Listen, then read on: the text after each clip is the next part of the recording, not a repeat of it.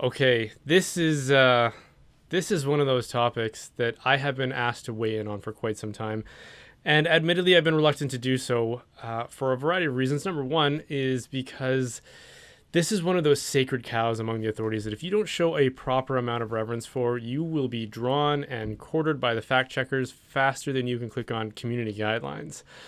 Number two, this is a complicated issue. It's above my head in many respects, and it's not simple. The ethics of it are complicated, the politics are complicated, the science is complicated. I'm no expert in vaccines, in diseases, in immunology, in the history of vaccinations, or the ethical considerations that come along with it. And what I find frustrating is that there are people on all sides of this debate that want to treat it as if it's simple. It's not complicated at all. Just the other day, I was listening to Canadian state media where they were celebrating the latest round of lockdowns that have been announced in the province I live in, which is Alberta. And at one point, they were speculating about why some people would protest or be resistant towards these lockdown measures. And they seem to conclude that they are a fringe minority and that they're the same demographic that is also hesitant to receive the vaccine. And the best explanation they could come up for why people are this way is because they are irrationally predisposed towards conspiracy theories.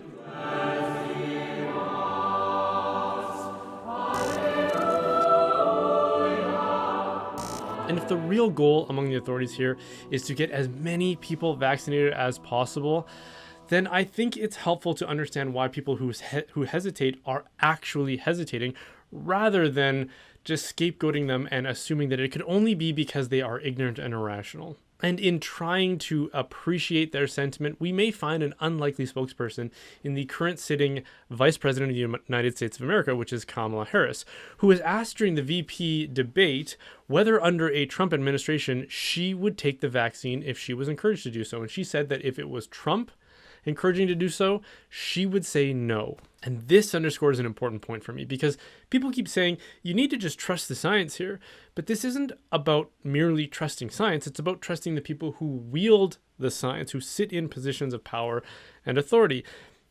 This is a stupid analogy, but bear with me for a second. Imagine if someone was cutting a tree down really close to your house and you were standing outside watching this whole thing with a great deal of anxiety, and they, sensing your concern, said, hey, calm down. You don't need to be so concerned.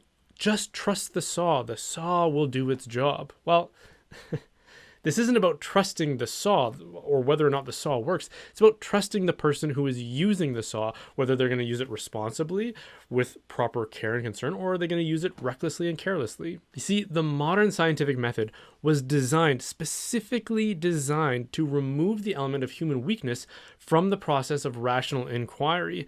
The people who were intrinsic in developing the scientific method, people like Isaac Newton, Francis Bacon, Blaise Pascal, and Rene Descartes, they were to a man all believing Christians who believed in a specific doctrine called the fall of man, which is to say that they believe that human nature is fundamentally flawed and prone to motives and influences that are not pure. Motives like vanity, laziness, greed, ambition, and dishonesty. So they designed the method to have checks and balances to compensate and to correct the flaws that are inherent in human nature. But the wisdom of those early scientific pioneers has long since been disregarded by a modern secular world who wants to pretend like as long as somebody is a scientist, they will be purely motivated by nothing more than the pursuit of truth. For example, there's no way that pharmaceutical companies could have compromised motives influenced by shareholders and profit margins, or that politicians might be motivated by opportunities to suppress political adversaries and opposition. And there's no way that scientific researchers would be motivated by the potential for tax dollars to be sent in their direction, as long as they say things that the politicians who control those tax dollars want them to say. When people in authority say, you must trust the science, they don't mean just trust the scientific method. That's easy.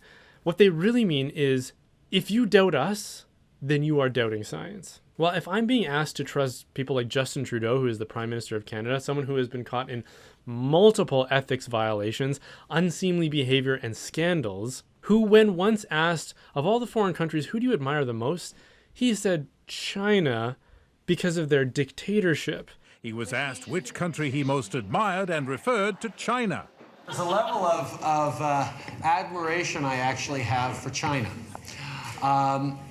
because their basic dictatorship. The same China who is currently oppressing Hong Kong, who is infringing upon the sovereignty of places like Tibet and Taiwan, who currently operates concentration camps for political dissenters, and who is currently carrying out a genocide against the Uyghur people. The same China who has been reporting virtually no cases or deaths of COVID since last March, which means they're either lying about how things are progressing in their country, or they have some miraculous antidote that they refuse to share with the rest of the world.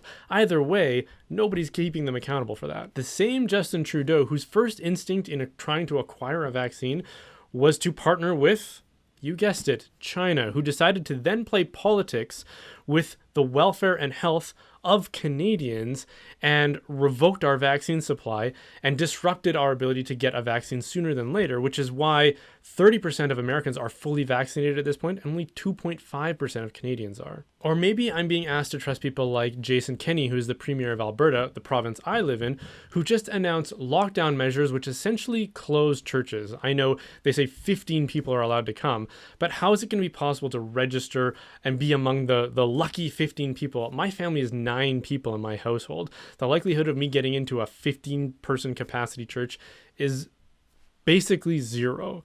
So he's effectively closed down churches, even though there's no evidence that churches were a culprit in the spread of this virus.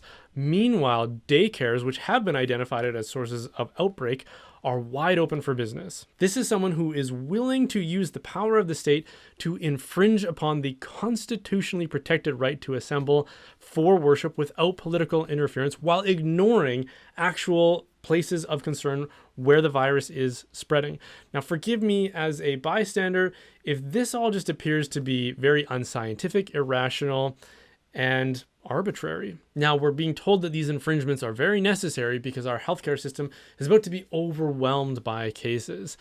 Well, this is a province in which there are something like 106 acute care hospitals, and there are currently 146 people in the ICU out of 4 million. If 146 people out of 4 million are going to overwhelm our healthcare system, that's a failure of the system, not of the people to exercise a reasonable amount of caution. We've had over a year to invest in our healthcare system to make sure that it will be able to manage whatever strain happens during a pandemic.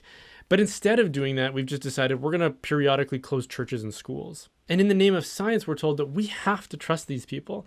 For my part, I don't do very well when people say that I'm not allowed to not trust them. That's a very quick way to lose my trust. These are the people who have been responsible for the acquisition and the rollout of vaccines in their respective jurisdictions. In Canada, which has been a complete failure, these are the same people who say that they have science on their side while they make very unscientific decisions. And these are the same people who tell us that we have to trust them when it comes to vaccines.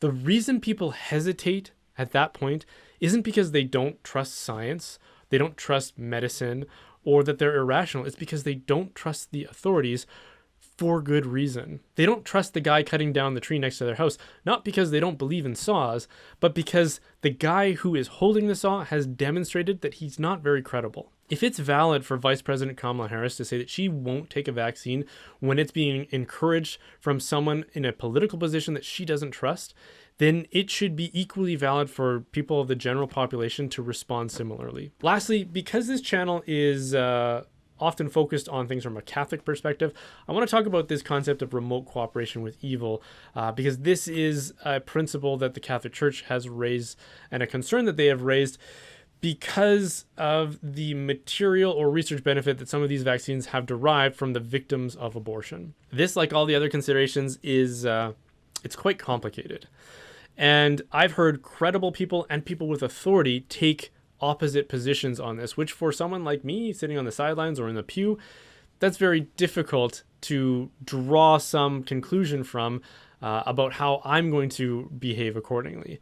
But let's say for the sake of argument that the good of protecting your own life and the lives of vulnerable people around you outweighs the remote cooperation with evil that would be taking place in this case. Well, even if that's true, it doesn't remove the fact that this is still a remote cooperation. It's still cooperation with evil to some degree, which is why I'm a little disturbed when some Catholics take such a celebratory tone towards the occasion of getting vaccinated.